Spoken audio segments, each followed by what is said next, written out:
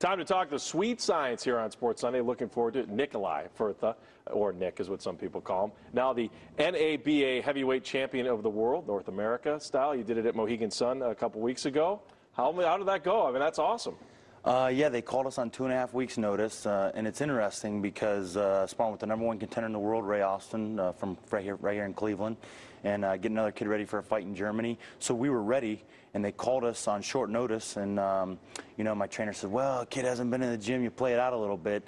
And our slogan was they thought they were getting Betty Crocker, and they got Arm and Hammer. That's awesome. So you've got a fight coming up Friday night at Nautica against Mike Shepard. Yes, yeah, Lightning Mike Shepard. He was in I think some kind of combat league, MMA, and did K1, and now he has 30 pro fights, and a very tough fighter. Similar to me in that he's had a really rough road. He's fought a lot of tough people in their hometowns, and so I'm looking for a great fight on Friday. How do you get to this point? I mean, to get a shot, to have someone call, now you're going to be at Nautica, you're center stage. I mean, when we met a couple years ago, you were a caddy at Congress Lake. Still am. You know, and how do you get from there to here? Well, bottom line, my agent put it to me this way, that I knew I was going to have to beat somebody in their hometown that I wasn't supposed to beat, and to get back into my hometown, you know. So, I mean, we have local sports athletes fighting to get out of this city. I'm fighting to get back in, you know. So really looking forward to the fight on Friday in my hometown. Haven't been here for 4 years. And, yeah, like you said, I carry golf bags for a living, so that's what I do. Golden Gloves guy, Cleveland champion. You know, 4 times. Four-time champion. How are the Golden Gloves going in Cleveland? How important are they to the youth of this community? Oh, man, it's really a pinnacle. It's really a notch on your belt to win the Cleveland Golden Glove tournament. I mean, shoot, when we did it, we were at Cleveland, we were at Garfield Heights High School, and kind of a smaller event. And so now they have the finals at the Cleveland Browns Stadium, and really a great atmosphere for those kids that, because boxing's lost a little luster recently, and not quite at what it was. And so it's just phenomenal. Those kids get a great opportunity at Cleveland Browns Stadium, you know, to fight on TV, and it's a great event. How did you get involved? Why did you start boxing? Especially now, because there are so many other places you can go other than traditional boxing.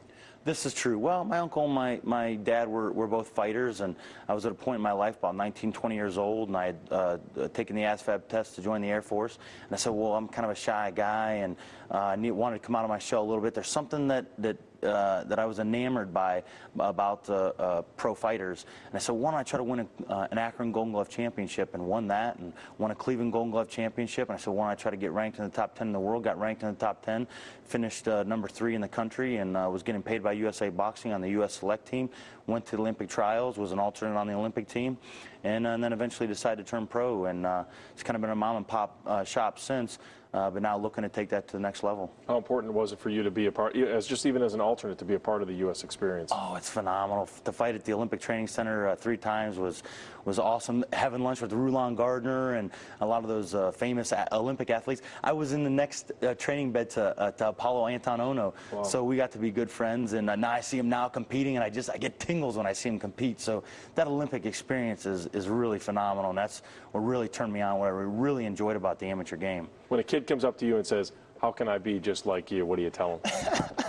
Man, I'll tell you what, like Ray Austin tells me, hard work pays off, and that's the thing, is that, you know, and really, it breaks down. Sergio Martinez, who just won the middleweight championship of the world, said it takes 3 things to be a successful fighter. It takes will to win, discipline in your daily life, and perseverance in your work every day. That's it. That'll be it, and hopefully we get a win on Friday night against Mike Shepard. It's at Nautica Stage if somebody wants to get tickets. You can get them through Warner Promotions, and they've got a couple Ticketmaster on Ticketmaster, and look forward to seeing a big crowd out there, and a great venue at the Nautica, and like my slogan goes, stop them, drop them, or knock them out. There you go. That's all you need to know. We've got more Sports Sunday, and if you want more information on the fight, go to newsnet5.com.